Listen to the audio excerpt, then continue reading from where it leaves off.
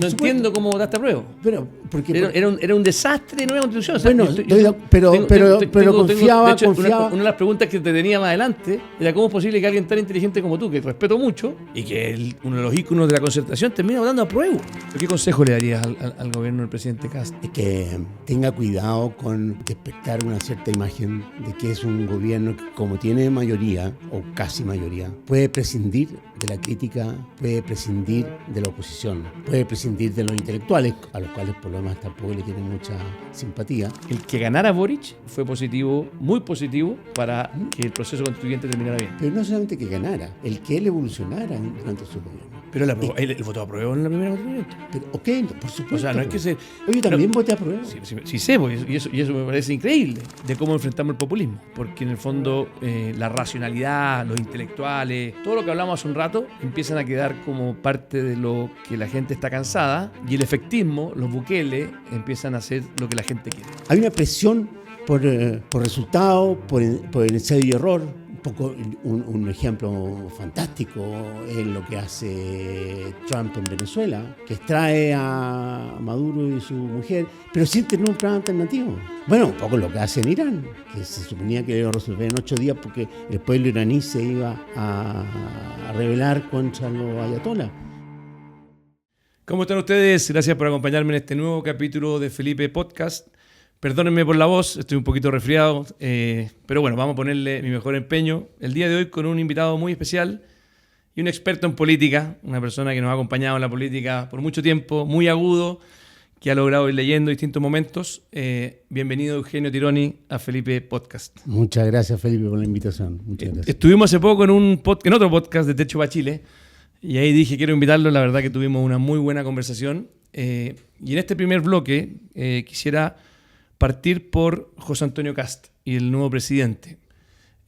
Yo trato en la entrevista de prepararme con mi invitado. Escribiste 2 columnas al respecto. Una que la escribiste el 27 de enero, que decía La sombra del hermano. Te referías a Miguel Kast, a mi padre, de hecho, a quien le tengo mucho cariño. Y decías, este presidente es muy distinto al candidato que tuvimos. Se puso minimalista, se puso más técnico, y de alguna manera ya no vemos estas grandes grandilocuencias, sino que vemos a alguien más preocupado que las cosas se hagan bien. De alguna manera una cierta vuelta a carnero de ser menos performático y ser más técnico. ¿Ese elogio es un elogio o no es un elogio? ¿Cómo ves al gobierno de José Antonio Kast desde ese momento que hace la columna, el 27 de enero, a estos primeros meses que han comenzado? Y además dijiste en otra columna, que es El poder se pone corbata, el 7 de abril, dijiste que había una frase que ocupaba el gobierno que decía, no venimos a ser populares, venimos a hacer lo que hay que hacer. Eso en el contexto también de que cuando hay alza de combustibles, el gobierno decide avanzar, hacer sus reformas. Entonces yo siento que hay como una cierta, desde mi punto de vista, tal vez no la tuya, un elogio al gobierno, decir, venimos un gobierno que viene de una agenda programática, viene a hacer la pega, está dispuesto a pagar costos. ¿Compartes que esa es una virtud o es un defecto? No, yo creo que es una virtud que un gobierno explicite su objetivo y nos busque persuadir a nosotros como ciudadanos y entusiasmar y nos busque hacer parte de sus objetivos y sus planes. Ahora, yo creo que efectivamente José Antonio Kast responde a una derecha tradicional chilena, conservadora, que no es que no crea en el Estado, pero le tiene menos fe que a la familia y al individuo, que busca que el Estado se concentre en la función del orden básicamente público, para dejar que la familia y los individuos se desplieguen con el máximo de seguridad y de libertad. El rol subsidiario del Estado de Jaime Guzmán. A niveles bastante extremos, ¿sí? Que tiene sensibilidad a la pobreza, y en eso está su vínculo con Miguel, creo yo. Así es. También su visión liberal de la economía, o neoliberal, o sea, la fórmula Chicago, digamos, o sea, cree en el shock, cree en lo que está planteando Quirós, digamos, ¿no? Que es la copia perfecta de lo que fue en la política de shock, digamos, bajo Pinochet. Yo creo que todos esos elementos, digamos, no es solamente la antítesis de Boric y del mundo social demócrata o de izquierda, es la antítesis del mundo social cristiano, más tradicional, que siempre buscó darle un papel más tutelar al Estado. Así es. Desde Rerum Novarum en adelante. Hoy, ¿para qué decir el Papa Francisco? E incluso esta misma encíclica que no se mencionó, el mundo entero está hablando sobre la última encíclica Magnificat Humanitas, y el presidente chileno católico, en su mensaje el 1 de junio, días después de que había sido emitida la encíclica, no la menciona. Es una misión particularmente elocuente. Bueno, pero eso era un paréntesis. No, yo creo que es muy interesante el paréntesis y la mirada más profunda de que efectivamente está tratando de implementar una mirada, una tesis, una ideología, una convicción económica, donde de hecho lo vinculo con la otra parte de tu columna, que tú decías, está muy bien, está haciendo un gobierno con técnicos muy capacitados, pero falta un primus inter pares, sí, decías. Sí. Pero pareciera que ahí te equivocaste, porque Quirós pareciera ser, ¿o no?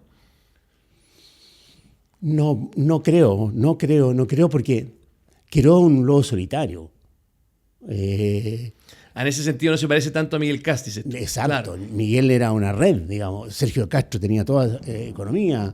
Y después si vamos a ver los otros ministros, como Alejandro Foxley, era todo Cieplan, son otra cosa. ¿Eh?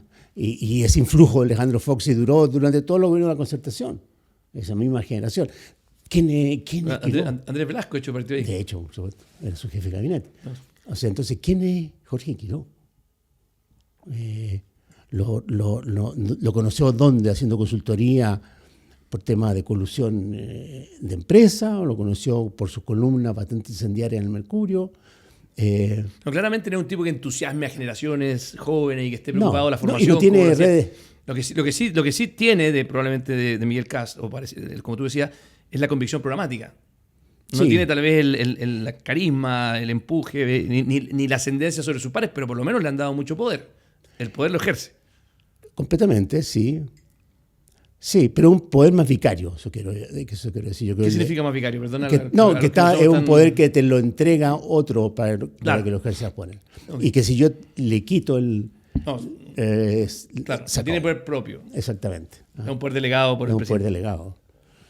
Pero también yo creo en esta visión de José Antonio Cast, hay también como una recuperación de la vieja derecha frente al piñerismo.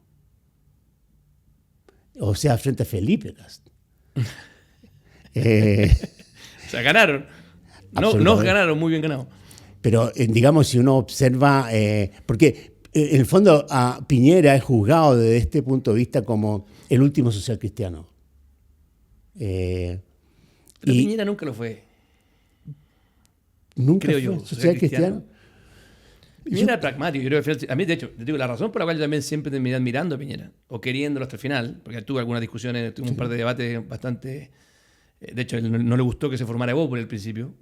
Me saca del gobierno por armar Evópoli al principio, pero lo terminé queriendo mucho porque siento que siempre Piñera hay algo que si hay algo que a mí no tolero, es cuando un político se pone populista. Populista entendido como hagamos cualquier cosa con tal de subir las encuestas. Y Piñera le gustaba la encuesta, no digo que no. Pero en materia económica, que es lo que yo soy economista, que es lo que más me preocupa, Piñera siempre fue muy serio hasta el final. Sí. Y eso es un patrimonio que yo exijo a alguien para admirarlo dentro de la... Por eso con José Antonio Cast, por ejemplo, mi tío, que es presidente, de lo que sí me da cierta tranquilidad, porque hay varias cosas que no comparto con la forma de hacer política, con algunas cosas, es la seriedad en lo económico.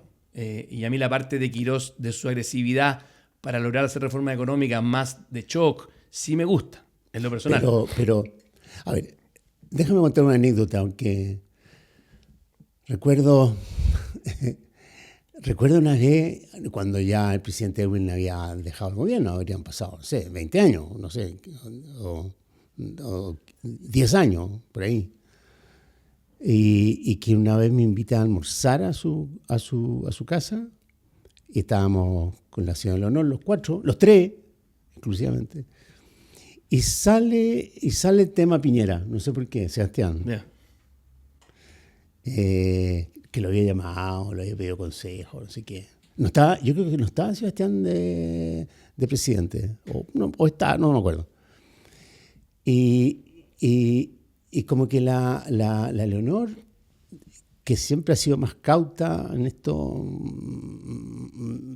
como más, no sé, más así sospechosa, le dice, pero Patricio, pero si Sebastián está en otra línea, piensa tú que estuvo en oposición a ti, y mira lo que hizo con la democracia cristiana. Y don Pato dice, no, pero a Sebastián lo quiero mucho, quise demasiado a Pepe. Claro. O sea, él es uno de nosotros. O sea, yo creo que para don Pato Elwin, Sebastián Piñera nunca dejó de ser uno de los nuestros. ¿Ah? Y yo creo que el cariño era recíproco. Y yo creo que Sebastián Piñera se sentía, en cierto modo, sentía ese influjo paternal por parte de Elwin, por cuestiones familiares, Sí, pero al final Sebastián Piñera termina gobernando con la ruleta sur a su derecho. O sea, la parte económica, por lo menos, sí fue. Sí. Yo creo que Sebastián Piñera fue evolucionando. Porque además, acuérdate que en la universidad Sebastián Piñera, que era casi la misma edad que mi padre, no eran del mismo lote. No. O sea, Sebastián Piñera nunca fue parte del grupo de los Chicago. Y de ahí también hay una distancia con este grupo de los Chicago, que estaban con Pinochet, que hacían la reforma económica. Y eso explica lo que tú dices, como el origen de él. Y él fue convergiendo finalmente a una cosa un poco más cercana, creo yo, a lo que abraza a un Cristian Larroulet, por ejemplo. Sí, yo creo que tenía que estar en Larroulet como una suerte de referente, como así un poco como tenía Boric a Matías Mesa Lopeandía, ¿eh? Que lo decía que lo quería para no cruzarse todo el límite. Yo creo que tenía a Larroulet para eso, y además porque Larroulet es un hombre que conoce por arriba y por debajo del Estado y tiene redes y ha sido un colaborador con todos los gobiernos, por lo tanto todo el mundo, y yo me incluyo, le tenemos confianza. Yo tengo mucho cariño. Fue mi primer jefe en el mundo más político. No, claro, y que tú no sabes que su palabra vale, que su opinión vale y que te la va a dar gratuitamente, de buena fe, no. Es un tremendo aporte. Esa gente que uno califica como patriota. Claro. Así sí, y él admiraba mucho a Benninger. Mucho, o sea, para él Benninger era su... Mucho. Y también era recíproco. Yo creo que Benninger le tenía mucho respeto, mucho cariño. Es que, otra que nace de ahí, la Rosana Costa, por ejemplo. Otro gran claro, que termina de presidente del Banco Central, una gran carrera. Gran carrera. Política. Sí. Oye, pero bueno, eso es lo que pienso yo de... Yo que estamos en un proyecto conservador así, de tomo y lomo, hay una transferencia como de el gran eje de todo esto es transferir a capacidad de agencia, digamos, desde el Estado hacia la sociedad. Pero no siente que no es tan conservador. O sea, mira, tuvimos la conversación el otro día y yo te vi muy crítico de ciertas políticas que yo comparto, pero yo te decía que a veces la oposición le hace el juego a José Antonio Kast al caricaturizarlo tan como duro, siendo que en la práctica yo creo que la gente después ve la tele y no lo ve tan duro. Y yo creo que este gobierno, yo puedo tener varias críticas, pero sí hay algo que creo que, por lo menos Quirós tiene un norte. A mí me falta más norte, por ejemplo, los temas sociales. O sea, me encantaría ver un relato del gobierno que tenga, además de seguridad y la economía, que son los dos grandes ejes donde estamos viendo que ahora metieron a Grau, Barrau, que diga de ministro de Seguridad, que creo que es un tipo con mucho tonelaje político, que sabe, es muy de confianza de José Antonio. O sea, pusieron a uno de los mejores suyos en un área muy sensible para ellos, que no estaban dando el ancho. Tienen a Quirós, que está avanzando, una reforma que yo creo que es muy importante, con dificultades políticas, pero donde yo siento que todavía le falta al gobierno y que están a tiempo, están partiendo, es algo que tú pusiste en alguna columna, que es darle sentido. O sea, no basta solamente con vamos a ser más eficiente el Estado, vamos a recortar, sino que tiene que haber un para qué. Yo me acuerdo de mi campaña presidencial del 2017, cuando dijimos los niños primero en la fila, era un norte, era disputarle a la izquierda el debate moral de qué es lo que es un Chile justo. Y nuestro relato, en ese minuto, que sigue siendo el de Bópoli, no con mucho éxito electoral, pero que sigue siendo lo que nos inspira, es pongamos a los niños como el eje. Si tenemos niños con la cancha pareja, en la desigualdad que se genera tiene cierta legitimidad. En cambio, cuando tenemos barrios segregados, cuando tenemos educación de un tipo para uno y otro para el otro, salud de un tipo para uno y para otro, empiezas tú que los bienes públicos, que son los que nos tienen que unir. Porque el mérito personal, si te va al Descueve, sería Alexis Sánchez, sería un gran pianista, sería un gran empresario, bienvenido sea, que te vaya bien, nadie tiene que alegar eso. Pero hay ciertos elementos que nos tienen que unir, porque al final ahí somos un equipo. Y eso es lo que siento, y por eso la reforma al Estado es tan importante. Porque el 85% de los chilenos dependen de esos servicios públicos del Estado en salud, en educación, en transporte, en seguridad, para que su vida tenga dignidad. Y si el Estado está mal operado, las desigualdades se amplifican. No solamente las desigualdades del sector privado, que ya existen, sino que se amplifican las desigualdades que nosotros mismos los políticos generamos por la ineficiencia del Estado o porque el Estado no está a la altura. Y no tiene que ver tanto con el tamaño del Estado, porque creo que esta discusión con las tasas impositivas que tenemos de ese Estado minimalista que antes tal vez tenía el 15% del PIB, hoy día ya podemos bajar un par de puntos, podemos subir un par de puntos. Por eso creo que hoy día el debate tiene que irse más a cómo mejoramos el Estado, que sea de excelencia pura, para que efectivamente tengamos más igualdad y derechos de todos más iguales en esas dimensiones que son de bienes públicos. Uh-huh. Sí, pero como... Perdona por alargarme. No, pero es que... Pero como bien dice hoy día la editorial del Mercurio, la encontré muy inteligente, ninguna de estas cuestiones, particularmente en el campo de la seguridad, se resuelven con más leyes, más duras, con más penas, con más cárceles.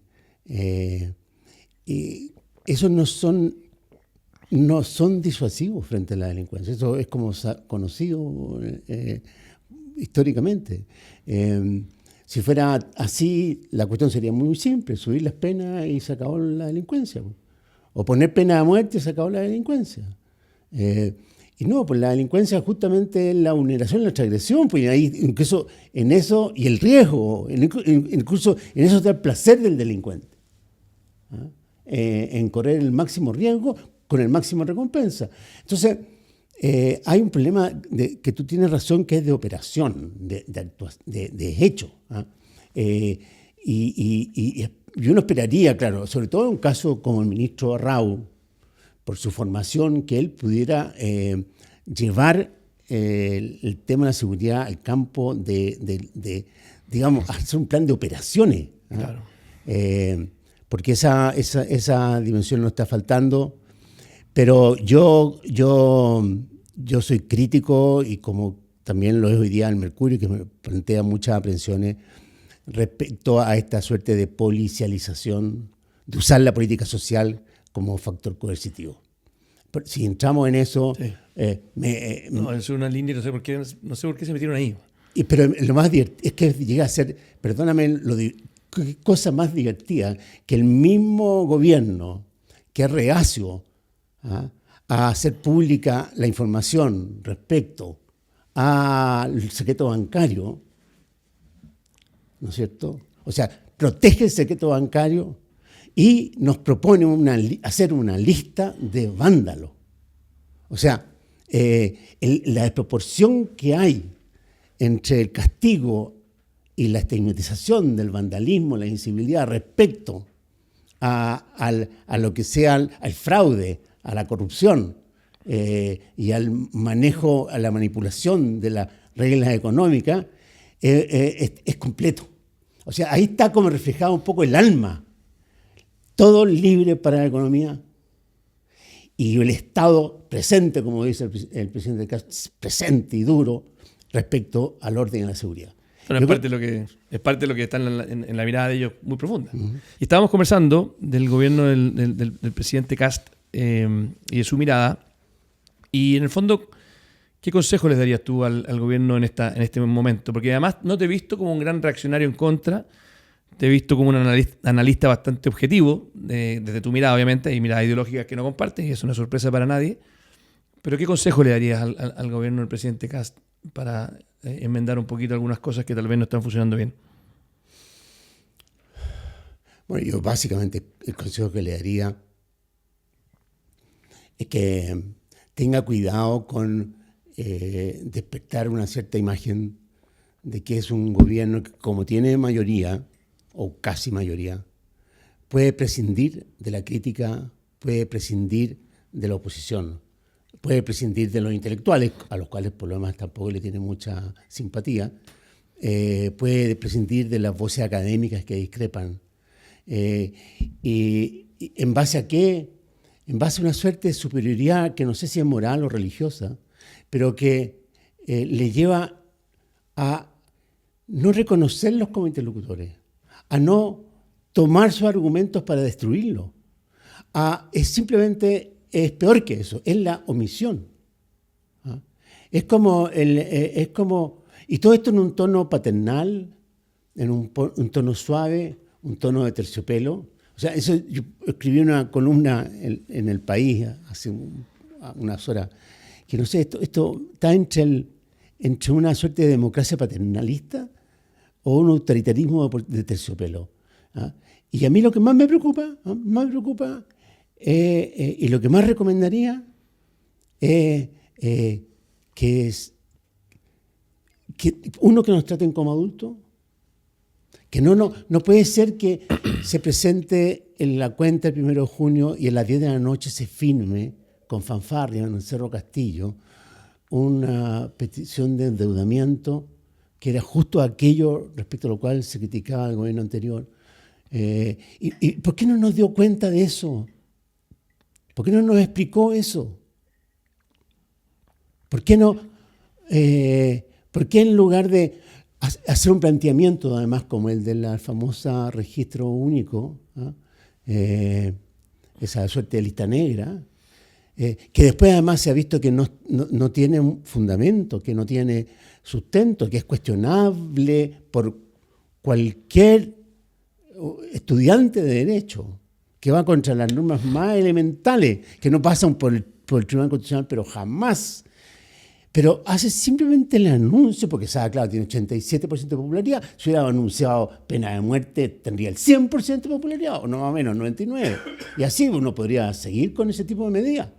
Pero eso, ¿por qué en lugar de buscar del aplauso fácil no entra un debate más racional? Es lo que hace el Papa con su encíclica, que el 80% está destinado a discutir, a poner sobre la mesa el pensamiento histórico de la Iglesia, cómo se le ha rebatido, y discutir con aquellos que la rebaten y plantear un punto de vista, o sea, llevar el plano racional.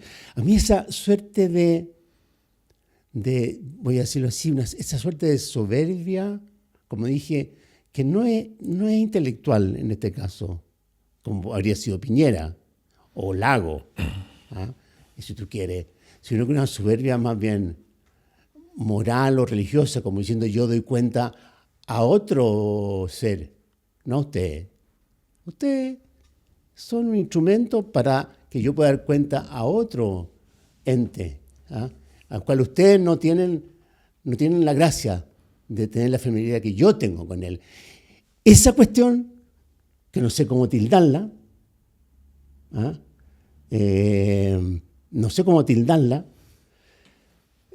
pero que está presente en el presidente, particularmente. Está presente también en Quirós, pero ya con razón más pedestre, por motivos más pedestres, que cree que tiene la fórmula perfecta para crecer, digamos, que en fondo bajar impuestos.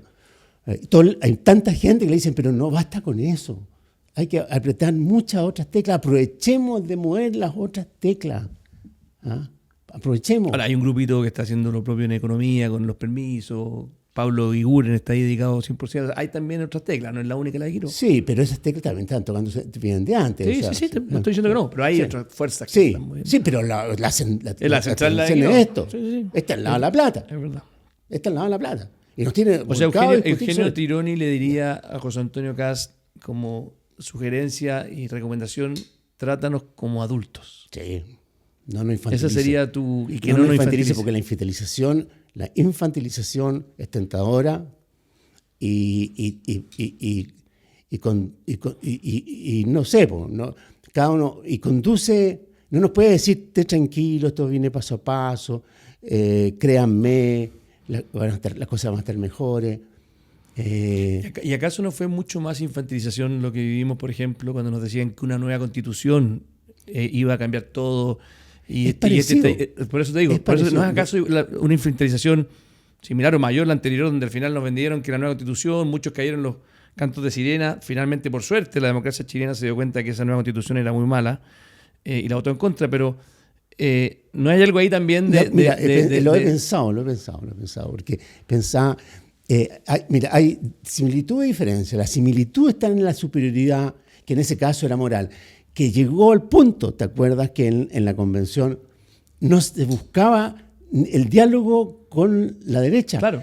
O sea, estaba vetado el acuerdo. Ni siquiera con Esquella, que era un socialdemócrata. No, o sea, pero no estaba vetado solamente la derecha, estaba vetado cualquiera que perteneciera. Claro, y Hernán Larraín Mate podría decir, mira, estoy de acuerdo con este artículo que escribieron ustedes. Y le decían, qué bueno que esté de acuerdo, entonces lo firmo. No, que no queremos tu firma, claro, porque tu firma nos mancha. Claro. ¿Por qué? Porque tú provienes de una cultura, entonces hay algo parecido, creo yo, en esta superioridad. Vale decir, con ustedes no, miren lo que hicieron, miren el país que nos dejaron, miren la decadencia, que además viene muy atrás. Esto no fue Boric. Boric es un pequeño eslabón de una cadena mucho más larga que yo todavía no puedo entender de cuándo partió. De pronto creo que fue la reforma agraria de Frei Montalva. Y viene de ahí. Bueno, pero en todo caso... Yo creo que vino Bachelet 2, pero bueno, esa es mi opinión. Yo vino de Arenas cuando empezó cuando la concertación dejó de ser. Yo la admiro mucho, la concertación, y lo he dicho siempre. Sí. Nunca voté por ella, pero siento que era una izquierda que a mí por lo menos no solamente me da tranquilidad, me da bastante orgullo los logros que tenían económicos y sociales. No solamente económicos. Destrucción de la pobreza, creación de empleo, mayor desarrollo cultural del país, en fin, más libertades, en fin. Para mí el colapso, la decadencia empezó cuando Bachelet 2 se compra este cuento de los Frente Amplistas. Y yo me acuerdo, yo fui a ver a Lago. Yo estaba en ese minuto yo estaba en la primaria presidencial contra Piñera. Cuando yo estaba corriendo con Piñera y a Sandón, Lago iba a ser el candidato a la izquierda. Y a Lago lo bajan. Y ponen a Alejandro Guillé. Y yo ahí dije, no. Fui a ver a Lago y le dije, porque era amigo, Lago había sido jefe de Javier Echeverri, entonces podía llegar a él. Me recibió en su casa y le dije, mire, don Ricardo, yo le vengo a decir dos cosas. Primero, a felicitarlo porque creo que fue un presidente bastante bueno, más allá del Transantiago y un par de detalles, pero fue un presidente de todo muy lomo. Pero ustedes nunca defendieron el legado de la concertación. Y eso no era para quedarse conformes con la concertación, sino siempre tiene que ser autocrítico, cosas. Pero ese argumento que la concertación murió porque nadie la defendió y que el país se vino a las pailas porque los concertacionistas no defendieron su legado. Ese es mi argumento. Pucha, Diego, lo encuentro con todo respeto. No, pues lo encuentro muy... Es que es muy banal. Porque, ¿por qué? Sí, porque es como decir, bueno, ¿y por qué no defendió entonces la obra de Piñera? Si la defendimos, perdimos. Pero ¿cómo está? Pero mira... Pucha, que la defendieron mal porque tenemos acaso, güey, que fue la antítesis de Piñera. No, o sea, perdón, pero usted le dieron, por ejemplo, a Giorgio Jackson lo protegieron en Santiago. Pero hay corriente histórica, hay ciclo histórico. No, si sé que ya no hay determinismo. Yo estudié marxismo en la Universidad de La Habana, perdona que te diga. Yo no creo en el determinismo histórico. Yo creo que uno tiene que enfrentarse a esas fuerzas de la historia. Sí, pero y no se enfrentaron. El voluntarismo, eso te quedó es muy voluntarista el marxismo. Pero hay fuerza histórica. O sea, la Constitución fue parte de un momento de prosperidad, de paz, de desarrollo como nunca antes hubo en la historia de la humanidad. Fuimos parte de esa ola con una China que crecía a 2 dígitos. Y esa cuestión se fue apagando. Se fue apagando en el mundo, se fue estrechando en Chile, sí. Y entonces no es que decirle, oye, ya pues ustedes los de la concertación, ¿por qué no lo defendieron? Claro, uno no se puede defender en un tsunami, y este fue un tsunami que nos hizo a nosotros, nos dejó obsoletos, vino una generación de recambio en todo el mundo, no fue solamente aquí, con Greta, con Podemos, con Obama, y que fue mucho más woke. Y bueno, eso es lo que quería decir, o sea, yo creo que... Sí, lo que te quiero decir es que yo, por ejemplo, desde Bópoli, de hecho no fue re mal y apenas sobrevivimos ahora, pero sí, ustedes también... Sobrevivimos, pero fuimos parte de lo mismo. Sí, pero nosotros, siento yo que nosotros morimos con las botas puestas, en el sentido de que defendimos a Piñera, lo que hicimos con él, y no fue mal. Pero también nosotros morimos con las botas puestas. No, perdón, Bachelet ungió al Frente Amplio. O sea, los del partido. Entonces, se rindieron frente al Frente Amplio. El Frente Amplio después terminó siendo un Boric que para mí fue un gobierno pésimo, pero no fue algo que ellos dijeron, oye, recién ahora que le fue mal a Boric, están volviendo a resucitar. Pero tuvo que pasar ese proceso grande. ¿Tú crees que habría podido parar esta ola, la que emergió en el fondo el 2006, el 2011? No había manera. Uno tiene que, oye, la política consiste en surfear sobre olas. No, sí, no consiste en intentar pararla ni redirigirla. Mi crítica, Eugenio, no es que tal vez el curso de la historia habría sido completamente distinto. Mi crítica es que conceptualmente, y se lo dije a Lago, siento que se dedicaron a gobernar muy bien, o sea, tratando de y dejaron un poco los partidos políticos, el debate ideológico, el debate más de formación de jóvenes, o sea, abandonaron el amor original de por qué se había metido en la política. Eso es verdad. Se dedicaron más a gestionar el Estado con el mejor esfuerzo posible. Eso es muy verdad. Y encontraban que los partidos políticos eran medio penca porque el verdadero poder estaba en los ministerios, la verdadera política se hacía en la moneda y no se hacía en los partidos políticos. Entonces eso le dio espacio a que la política de la izquierda, la más reflexiva, la terminaba haciendo Fernando Atria. Eso es verdad. Entonces, esa era mi crítica, como más conceptual. Eso es verdad. No tanto, si eran buenos los otros y te ganaban. Pero no fue un asunto de abandono de la arena pública. Eso, y abandono de la reflexión política.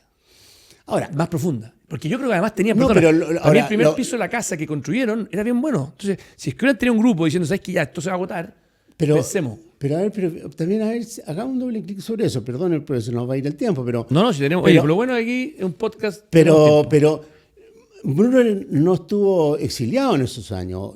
Yo seguía escribiendo, Carlos Peña también, el grupo Ciplan también. Hubo, y ninguno de ellos renegó, todo lo contrario, de la Constitución. ¿Verdad? Lo que pasa es que sus opiniones dejaron de tener peso porque no iban pero porque creo que nadie hizo la pega de ir a los jóvenes y tratar de construir desde ahí una continuación. No, mira, los jóvenes crecen matando a los padres, entonces era inevitable que estos jóvenes nos mataran a nosotros. Y lo importante era morir con dignidad y además no acumular resentimientos hacia estos jóvenes y seguir culpándolos de habernos intentado matar. Todo lo contrario, lo que uno hace con los hijos después de un quiebre que lo tiene uno inevitablemente, es entenderlos, comprenderlos y ayudarles incluso a matarnos. Y además el hijo después terminó invitando al padre a gobernar con él, que a Carolina Toá, a Mario Marcel, por supuesto, a Lizalde, a todos. ¿Qué gesto más completo de reconciliación? Entonces, y yo creo que un tema... Y también de hipocresía de cómo llegó al poder. Pero no sé, yo creo que de aprendizaje también. De vuelta de carnero, si también digamos las cosas como son. No, de acuerdo. Tú no puedes llegar al poder criticando los 20 años de la Concertación como eje fundante de tu carrera política y llegar el día 1 y poner a Mario Marcel y a Carolina Toá, que son los ejemplos de la Concertación misma, que no tiene nada de malo, a mí me encantó, para mí fue una buena noticia porque yo siempre encontré que la Concertación era buena, pero digo, ¿sabes qué? ¿Cómo la gente están, cómo hacemos para que ojalá haya una cierta exigencia de coherencia política? Y que es la misma que tal vez te le podría exigir a José Antonio Kast. Pero José Antonio Kast llega al poder con un discurso muy antiderecha, muy anti-Piñera, muy anti-Chile Vamos, llega al gobierno y ¿qué es lo que hace? Alvarado, Pepe García y todo Chile Vamos, porque era lo que había que hacer. Yo lo celebro, me alegra que lo hagan, pero lo que no celebro es la parte performática de las campañas que están dispuestas a todo con tal de llegar al poder. Uh-huh.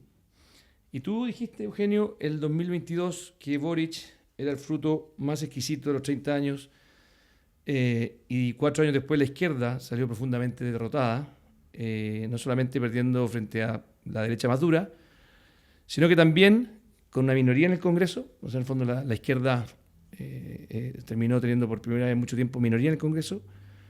Y tú además dijiste, y es cierto, Boric, en vez de hacer estas grandes transformaciones que se suponía iba a hacer, que venían desde el estallido social, su gran logro, dices tú, es que termina normalizando el país, o sea, la normalización. Entonces, pregunta, ¿crees que te equivocaste con ese diagnóstico tan positivo de Boric o lo mantienes hasta el día de hoy? No, yo lo decía que el producto más exquisito más bien era una ironía, es decir, que Boric es la creación de aquello que él tanto en su momento, en sus delirios de juventud, condenó, que fueran los 30 años. Claro. Entonces, en el sentido de decir, mira, eso que es objeto de condena fue en verdad el nido donde se creó la figura de Boric. ¿ah? Se formó Boric, ¿ah? Hijo de un profesional de la ENAP en Magallanes, de una familia muy comprometida con la niñez dañada. La madre Chonstatiana, creo, ¿no? La madre Chonstatiana. Bueno, que se forma el Pío Nono acá, y que participa en todos los movimientos estudiantiles, que un poco le marcaron el rostro a Chile en esos años. Pero tú me preguntas sobre el rol de Boric, y Boric termina jugando un rol. Uno nunca termina en la historia jugando roles que uno busca, ¿ah? Sino que la historia le ofrece. Y yo creo que la conducta inteligente de un político es saber aceptar ese destino y ajustarse y cumplir lo mejor posible ese rol. Y a Boric le tocó, más allá de su voluntad, ayudar a calmar a un país en llamas.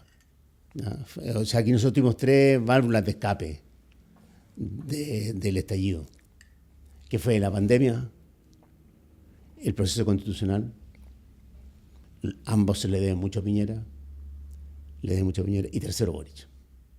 Sin esas 3 válvulas no estaríamos con esta calma conversando en este día. ¿Qué habría sido de la Convención Constitucional enfrentada a un eventual triunfo de Kast en la elección del 21? ¿Qué habría sido Chile? ¿Qué habría sido Chile sin la pandemia? A ese punto que tú dices es muy cierto. Yo creo que la combinación del proceso constituyente con Boric daba calma. Por supuesto. Versus si hubiese ganado José Antonio Kast en ese minuto. O sea, creo que habría sido una combinación política muy distinta. Desde la mirada larga, lógico, Boric va a ser visto como el hombre que... No sé si Boric, porque yo creo que le esté dando mucho atributo a él. Y yo creo que son la historia que hizo que él ganara, pero en el fondo no creo que él de hecho, en su minuto cuando vieron las movilizaciones, incluso con los retiros se portó bastante mal. O sea, aprobó todos los retiros. Después, por eso digo la vuelta a Carnero. Pero sí tienes razón, no estoy de acuerdo contigo, que el que ganara Boric fue positivo, muy positivo, para que el proceso constituyente terminara bien. Pero no solamente que ganara, el que él evolucionara durante su gobierno. Pero él votó a prueba en la primera constituyente. Pero, ok, por supuesto. O sea, no es que se... Oye, también voté a prueba. Sí sé, y eso me parece increíble. No entiendo cómo votaste a prueba. Era un desastre de nueva constitución. O sea, bueno, pero confiaba. Una de las preguntas que te tenía más adelante era cómo es posible que alguien tan inteligente como tú, que respeto mucho, y que uno de los íconos de la concertación termina votando a prueba. Pero por supuesto, un texto que era un desastre. Y muchísimos de nosotros lo hicimos. Pues. ¿Pero por qué? Porque pensábamos... Quiero entenderlo genuinamente. Sí. No es una pregunta retórica, ni quiero hacerme yo estoy fuera. Yo no estoy haciendo ni un juego. Porque me hago una profunda pregunta. Porque pensábamos que... ¿Fue por la llamada a la tribu? Que tal cual... No, porque pensábamos...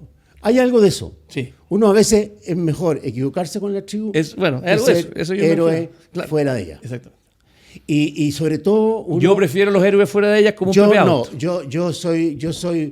Yo tengo más de 50 años de matrimonio, 5 hijos de la misma mujer, y yo prefiero equivocarme con ellos que tener razón solo.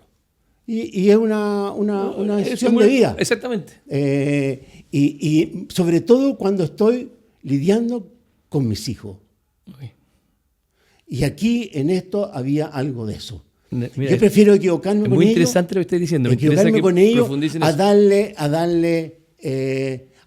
el ejemplo alejándome de ellos.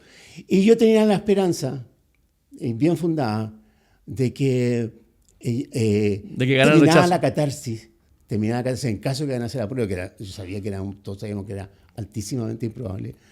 Se iba a tomar esta propuesta utópica y se le iba a racionalizar y ajustar ex post. O sea, bueno, pero si hubiese tenido posibilidad de ganar la prueba, ¿tú crees que habrías cambiado? ¿Habrías sido un poquito más crítico? O sea, ¿te dio tranquilidad el saber? Por ejemplo, yo tuve una vez sentado aquí hace poco a Lagos Weber. Le dije, oye, Lagos Weber, ¿cómo aprobaste la acusación constitucional contra Piñera? Dije, Ricardo Lagos Febres, dije, pero compadre, yo te quiero, tenía un gallo serio, los colegas de los senadores mejores que había al otro lado. Y yo como cuando me preparo para la entrevista a estudio, dije, no puedo creerlo. Y me dijo, sí, lo que pasa es que yo sabía que íbamos a perder. Entonces preferí, dado que no se iba a aprobar, preferí quedarme con mi tribu. En el fondo hice un cálculo. Yo en este caso pensaba que en base al chasis que nos daba la prueba, esa propuesta, Se podía digerir. se podía, pero nos quedamos con un chasis constitucional que nos da estabilidad como país por otros 40 años. Pero nos dio mucho más estabilidad a los otros. Curioso. Nunca pensé, hecho, nunca. Sí, Nos dio mucho increíble como increíble. la historia, efectivamente. Y además fue muy bueno que hayamos perdido la segunda. Y por supuesto. O sea, también fue muy bueno. Pues. Absolutamente. O sea, la Porque combinación de las dos fue. Si uno se aleja. O sea, eso. Mira, yo en la época más yo tuve una época pasada muy activa en Church, en la parte más religiosa, y había un dicho que nunca se me olvida, decía, tranquilo cabros, Dios escribe derecho sobre reglones torcidos. Claro. Y entonces cuando cosas que uno entiende, No entiendo. y después termina siendo ordenada de alguna forma. O sea, hay una sabiduría, digamos, de la ciudadanía que es enorme. Tremendo. Por eso que no hay que y para los demócratas es una gran... Yo siempre que me toca viajar a conferencias y cosas y me pregunto, digo, miren, esto me ratificó mi vocación de demócrata tremendamente. Porque si uno mira de verdad las grandes decisiones que han tomado las chilenas y chilenos en el proceso electoral relevantes desde el retorno a la democracia, yo te diría, pocas veces se ha equivocado. Pero uno Es bien bonito. notaba una Es bien cosa, bonito, ¿eh? por ejemplo, una cosa que a veces se olvida. Boric se ha elegido el 21, ¿ah? con 58, bastante alta votación, Sí. no sé cuánto. Pero 56, ¿no? Pero el Parlamento pasa a estar dominado, no gana el Parlamento, No. gana la derecha el Parlamento. ¿Ah? Bueno, o sea, como que Fue medio empate. medio empate, o sea, pero Por primera vez tiene razón que por primera vez la derecha, yo que fui parlamentario, yo nunca había tenido la posibilidad de ser mayoría. Y lo fui en el gobierno de Boric, con la ley de usurpaciones, robo de madre. O sea, por primera vez pude avanzar la agenda del Parlamento. Que antes, O sea, el votante le puso un freno de mano claro. al gobierno Boric desde el primer día. Y además al mismo tiempo eligió a la constituyente, y la constituyente no era un grupo de marcianos, a la convención. Entonces, bueno. No, y la paradoja de que la derecha no haya sacado el tercio Claro. fue lo que permitió que ganara el rechazo. Lógico. Esa es la paradoja más grande. Exactamente. El no lograr el quórum hizo que los extingos se pasaran a 8 pueblos. Lógico. Y que se terminara. No, decía, todo esto es muy. Casi una comedia. Pero bueno, vuelvo sobre Boric, que no, yo creo que, o sea, derechamente creo que Kast no sería presidente sin haber pasado por Boric. Sin un país que ya normalizado, un poco más cansado, que está disponible para acoger lo que este gobierno nos quiere plantear. Pero... ¿Tú crees que Boric va a ser el candidato el próximo año? Probablemente. Yo creo que probablemente sí, porque por una parte porque Boric encarna este cambio. Además que no solamente lo interesante de Boric, a diferencia de Kast, es que este cambio y su evolución la teatralizó, no la teatralizó, la vivió en vivo y en directo. O sea, claro. nosotros fuimos testigos directos de sus desgarros. Sí. Fuimos testigos directos de su dilema, incluso con la paternidad y de su vivencia de la paternidad. No, pero no solamente eso, tú tienes toda la razón. Piensa tú que Boric llega al poder con un discurso contra la AFP, contra la ISAPRE, contra la concertación, termina gobernando con la TOA, con Marcel, con Elizalde, aumentando el ahorro individual, salvando la ISAPRE, en el fondo siendo un presidente bastante, incluso menos transformador que lo que fue Bachelet II, ¿Sí? O sea, y menos mesiánico. ¿Sí? O sea, bastante ahora más con un pragmático. montón de reformas sociales importantes, ¿Cuál? 40 horas, salario mínimo, ley Karin, son todas cosas que claro, visto No, así... no son grandes reformas. No, de acuerdo, No pero... son- no es una reforma como la... No, de acuerdo, pero para la vida de la gente son harto importantes. Sí, sí, pero no son... o sea, yo creo que tú tienes razón cuando dices que el gobierno de Boris tal vez le tocó normalizar. No fue un... Porque le tocó el proceso el constituyente. aterrizaje. Le tocó el proceso constituyente, o sea, Sí. tuvo muchas dificultades. Pero sí tuvo esos de regarro. Y un proceso constituyente que se le arrancó las manos. Pues, sí, Boric no estaba conforme con lo que estaba acordando la convención, pero no tenía manera de intervenir, porque una intervención habría sido una guerra mundial. Sí, Entonces, fueron bastante cómplices. No ejercieron el poder ahí. no ejerció. Ahí, el perdón que poder. te diga, sí tenía poder. George Jackson sí tenía Yo poder. creo- y eligieron Yo no creo- ejercer. estoy Y uno de cuando acuerdo. tiene poder, Estoy de acuerdo. se enfrenta, o por omisión o por Estoy acción, de acuerdo. hay decisiones. Dejaron Esto no es mío. dejaron pasar hasta que ya era tarde. Y no asumieron la Y ya cuando trataba de intervenir ya no había manera. Cosa que fue muy bueno para nosotros que lo hicimos. Sí. Si ellos hubiesen moderado un poco, en una de esas se aprueba. Por supuesto. Pero bueno, pero todo así es la vida. Pues entonces yo creo que hay que mirarla menos, claro, menos linealmente, como tú bien dices, hasta lleno de paradojas. Entonces, Boris encarna una manera de ejercer el poder exactamente opuesta a la de Castro. O sea, no solamente no infantiliza a la chilena, sí que él mismo se presenta como alguien más infantil, más inseguro, más incierto, que está conversando conmigo. Y estoy yo viviendo su proceso interno, su desgarro, su yo interior. Eso genera en la ciudadanía mucha inseguridad también. Inseguridad y empatía. La Sí, empatía sí, consiste en no, esto. sí, sí. Te estoy diciendo que genera empatía porque dice, se parece a mí. Claro. Inseguridad porque siento que no sabe mucho lo que hay que hacer. Exactamente. Y ahora, es un valor o un rasgo cuya valoración varía de acuerdo a la atmósfera del país. Pero además Boric él creó una suerte de equipo híbrido, intergeneracional a partir de su gobierno, que es muy fuerte, como un poco el piñerismo, como el laguismo. Yo creo que además, o el Que es lo elwinismo, natural que pasa con gobernar, porque Chile Con es gobernar. tan potente sí. y yo creo que le va a pasar a José Antonio Cast. Cada uno que es presidente tiene que poner a tantos equipos que se termina armando una suerte de cofradía o de Sí. amistad Sí. que se transforma más importante que los partidos. Sí. Son mucho más cohesionadores el Partido ejercer el poder transversal, junto. pues, como nos acusaban. Claro, entonces el ejercer el poder junto es más aglutinante Sí. que ser el mismo partido. Entonces la gente empieza a agarrar lealtades con el que tiene el poder, porque les gusta el poder, y con el que tuvo una experiencia conmigo. Claro. Entonces efectivamente Boric... Y terminemos este bloque, que sería el cuarto bloque, con Eugenio Tironi, con una... Si es que Boric, ¿tú crees que va a ser el candidato presidencial o es uno de los que podría ser más probable? ¿Qué consejo le darías a Boric para esa nueva candidatura? ¿Cómo lo miras hacia el futuro? ¿Cómo se reconstruye después de un gobierno que fue normalizador? ¿Cómo lo visualiza hacia el futuro? Creo que es interesante esa pregunta. Yo creo que no está solamente Boric, es curioso, porque este mundo de la izquierda nueva que ha sido tan estigmatizado, tiene 3, 4 líderes que son competitivos en una elección presidencial. ¿Quién más? Tomás Bobanovich, ¿Ya?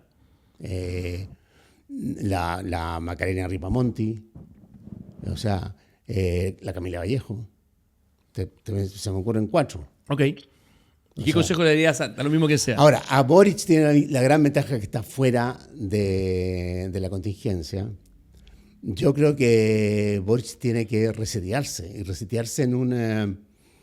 en base a códigos que vayan más allá del siglo XX. O sea, por lo tanto, más allá del esquema izquierda-derecha, Estado-mercado, y que tienen mucho más que ver con algunos viejos temas woke, como los temas identitarios, que no van a desaparecer así nomás porque lo decreta Trump, digamos, y tiene que entrar los temas que tienen que ver con la tecnología, la inteligencia artificial, las reales claves para el desarrollo y el crecimiento de Chile. La educación, ¿qué pasa con la educación? O sea, tiene que hacer como doble clic sobre esa consigna y tiene que pensar y tiene que hacerlo con toda libertad, y disruptivamente. Yo creo que necesitamos eso.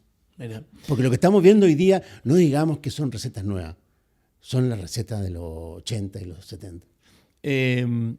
Y quería moverme a una columna que leí de ti que realmente me gustó mucho. Te confesé que a todo el mundo de Evópolis se las envié apenas salió, que se llama El atractivo de Trump. Y permítanme leerles parte de los extractos de esta muy interesante columna que escribió Eugenio Tironi hace 2 meses atrás. Dice lo siguiente.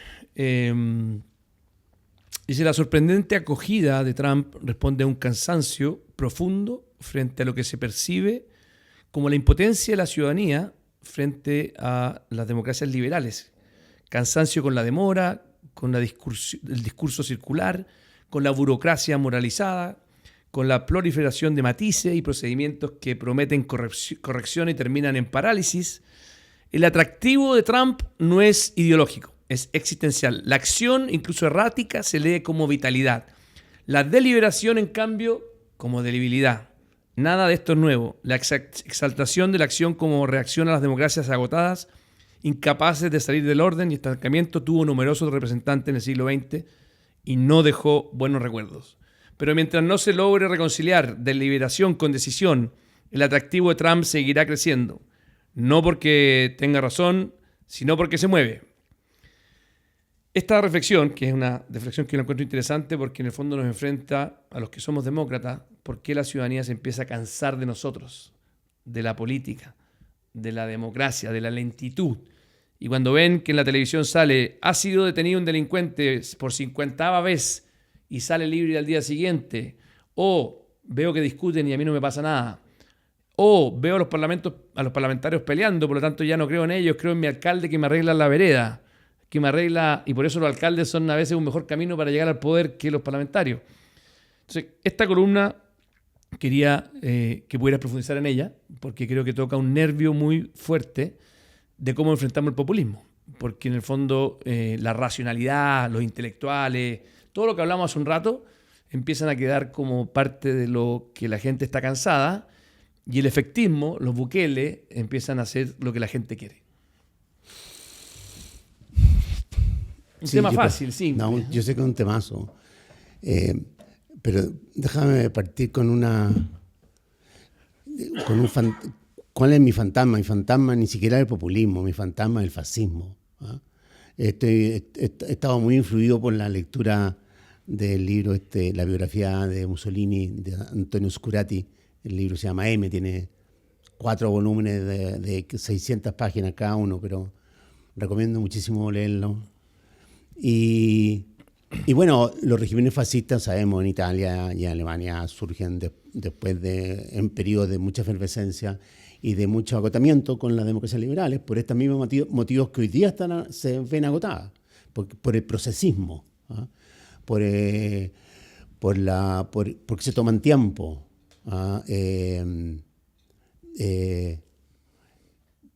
porque respetan procedimientos, reglas, porque tienen que persuadir a la opinión pública y a veces a los congresos, porque tienen que enfrentar la prensa. Todo eso produce un cierto agotamiento y una cierta ansiedad en momentos en que hay mucha convulsión y mucho temor, por mucho temor. Temor que no es tampoco gratuito, es un temor que es promovido por figuras que buscan reinstalar formas de gobierno autoritarios y fascistas. Entonces, y fascismo lo digo en términos técnicos de la palabra, no en términos de uso así, el facho como un hacho. Entonces, como dicen, ya que estoy en recomendaciones, hay que ver la gracia de Paolo Sorrentino, que es sobre el presidente de la República de Italia que cavila sobre dilemas morales importantes que tienen que ver, qué sé yo, con la eutanasia o con el indulto a 2 presos. Y él termina diciendo algo así: hay que respetar la burocracia porque la burocracia nos da tiempo para pensar. Que es un poco el sistema judicial. El sistema judicial, ¿por qué tiene tantos pasos? Claro. Porque la decisión que toma es irreversible. Entonces tiene que darse tiempo para pensar. Eso está cuestionado. Además está cuestionado por la tecnología, por la IA, por las redes sociales, por todo lo que tiene de desintermediación. O sea, todo intermediario, toda detención es algo de lo cual abominamos. Hay que terminar con ello. Entonces, hay una presión por resultados, por ensayo y error. Un poco un ejemplo fantástico es lo que hace Trump en Venezuela, que extrae a Maduro y su mujer, pero sin tener un plan alternativo. Bueno, un poco lo que hace en Irán, que se suponía que lo iba a resolver en 8 días porque el pueblo iraní se iba a rebelar contra los ayatolás. Todo el mundo de la propia CIA le dice que no, que eso no es viable, pero lo hace porque cree y que un poco, y este también está muy emparentado con la lógica de Silicon Valley y los techno-oligarchs, que es una noción del poder, de que la acción produce efecto por sí misma, que digamos no tenemos inteligencia suficiente para saber ni prever el impacto, por lo tanto provoquemos el impacto y después se verán los efectos. O puesto de otra manera, que es decir, esta gente, y yo la verdad que sí siento simpatía con lo que pasó con Maduro, por ejemplo, y por yo tengo mucha simpatía con lo que hizo Trump. Sí. Hay cosas que yo tampoco discuto. Yo estoy tratando de profundizar lo que dices, pero en el fondo es decir, ¿sabéis qué? El status quo ya lo conocemos y lo llamamos. Exacto. Vamos a irrumpir. Exacto. Vamos a generar una crisis. Exacto. Haciendo acción porque el status quo es tan malo, ya lo conocemos, que después veremos. Exactamente. ¿Ah? Eso. Y creo que en el caso de Venezuela, yo sí, ese raciocinio lo apruebo. Sí. Porque realmente, cuando has estado varias gente aquí y me han dicho, no, estoy en contra, digo, pero compadre, dime cuál era tu otro plan alternativo, porque la política al final se trata de elegir opciones. La que se le ocurrió a Trump encima no hubo heridos de americanos, fue bastante quirúrgico. Obviamente a mí me encantaría que Marina Corina Machado estuviese gobernando hoy día, y si no lo hace de aquí a 2 años más, voy a ser yo el primero en decirle a Trump, ya vos compadre, ¿cómo se te ocurre haberlo hecho sin una...? O sea, ahora le toca a Trump ejercer el poder y a Rubio para que eso ocurra, porque si no se mostraría también como una señal de debilidad tremenda, o incluso de corrupción, porque mantener a Diosdado Cabello por mucho tiempo más suena bastante loco, pero volviendo a tu lógica, efectivamente hay una suerte de hagamos cosas y veamos qué pasa. Claro, movamos el agua. Movamos la aguja, el avispero. Veamos el agua, movamos el avispero. Y después vemos qué pasa. Claro. ¿Qué es la lógica que ha usado Musk en toda su empresa? Tiro 4 cohetes Falcon, los 4 fallan, pierdo miles de billones de dólares, hasta que el quinto sube, pues, bueno. Y ya, ahora va a abrirla, va a ser el mayor IPO de la historia de la humanidad. Lo que está poco claro cómo le va a ir, porque es una empresa que pierde, pero a manos llenas. Pero todo el mundo está pero seguramente va a conseguir un precio altísimo. Porque lo que vende es esto, vende acción. Entonces, hay muchas columnas he hablado de este fenómeno Trusk, digamos. O sea, aquí es Trump con Musk. Eso es lo que hay que... Esa es la nueva alianza. Y quizás le sumaría a Netanyahu, a que la pone en práctica. O sea, Netanyahu... pero está a otro nivel. No lo ponga en favor, nivel. Está reordenando el Medio Oriente. O sea, Netanyahu llevó a Trump a Irán. Sí, acabó con el régimen sirio. Tiene como 1/3 del Líbano. O sea... yo creo que el paradigma de esto y en general todo esto emplea mucho el miedo como principal recurso. O sea, Trump ya lo sabemos cómo fue su campaña y cómo sigue hoy día. Netanyahu lo ocupa de un modo groserísimo, porque digamos y además lograba, no sé si ahora cada vez menos, pero en su minuto lograba que a él le convenía, mientras más de alguna manera tensionado estuviese el ambiente en su país, más poder tenía. Claro.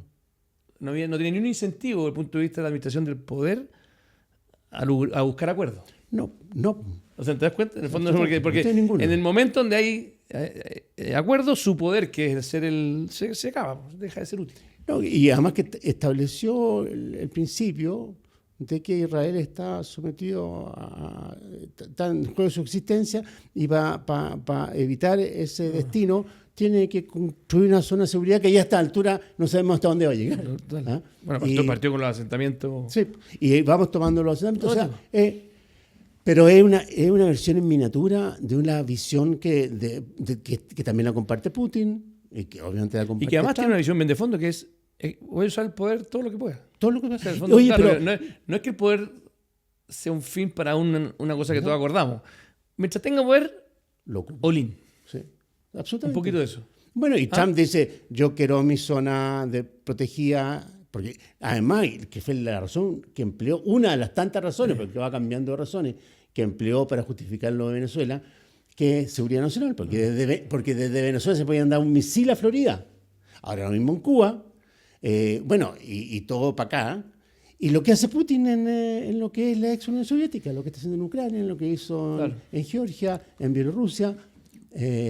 O sea, Usar todo el poder que pueda. y entonces, claro, frente a esto, los viejos modos corteses y elegantes de la democracia liberal se ven completamente impotentes, incluso impotentes para parar lo de Gaza, impotentes para parar lo de Siria. Lo único que está hoy día deteniendo esto es el pueblo persa, el pueblo sirio, perdón, iraní. Porque en el fondo la guerra asimétrica, digamos, de Irán contra Estados Unidos e Israel, como ocupa los viejos métodos, que es una suerte de guerra de guerrilla, en que va golpeando por aquí y por allá, pero que tiene hoy día a Trump en una postura bastante desmejorada. O sea, se le ve incluso en su rostro este viaje humillante a China a pedir ayuda para conseguir un acuerdo de paz ya además vergonzoso con Irán, que le permite cuestiones que no se le permitían antes que se iniciara esta guerra. Entonces, yo pienso que terminó con una... El tema de los aranceles es lo mismo, ocupar el poder mientras hasta el límite. Pero yo tengo la impresión de que esta erupción está comenzando a llegar a su fin. Y que... Volvamos a Chile un segundo para otro fenómeno que vimos y que es el fenómeno Parisi. Me interesa tu opinión sobre el fenómeno Parisi. Muy importante porque la tendencia a París es ir creciendo.